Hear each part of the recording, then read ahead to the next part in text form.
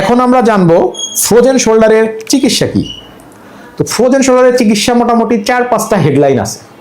প্রথমে কি, ব্যথা হচ্ছে আমরা পেন কিলার দিচ্ছি, অ্যান্টি ইনফ্ল্যামেটরি ড্রাগ দিচ্ছি, সাথে ইন্ট্রা-আর্টিকুলার স্টেরয়েড ইনজেকশন দেওয়া হয়। যদি ব্যথার ওষুধ এবং এক্সারসাইজ দেওয়ার পরে যদি ভালো না হয়, এক্সারসাইজ এবং ফিজিওথেরাপি এটা খুবই এখানে গুরুত্বপূর্ণ।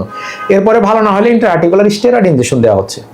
মোটামুটি আমাদের কাছে যে পেশেন্টগুলো আসে, এই ওষুধপত্র, ইনজেকশন, ফিজিওথেরাপি এবং ব্যায়াম এইটাতেই ভালো হয়ে যায়।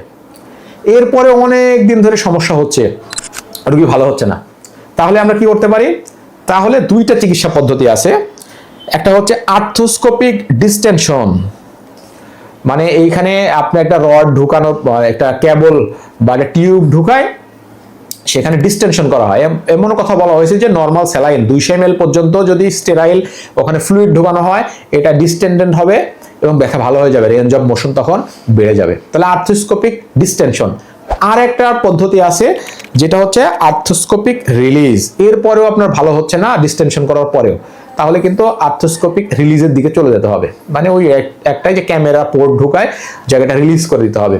এছাড়াও আরেকটা ট্রিটমেন্ট করা হয়, সেটা হচ্ছে অ্যানাস্থেটিক, মানে পুরো জায়গাটা অবশ করে বা অজ্ঞান করে এরপরে মুভমেন্ট করানো হয়। এই জয়েন্টের যত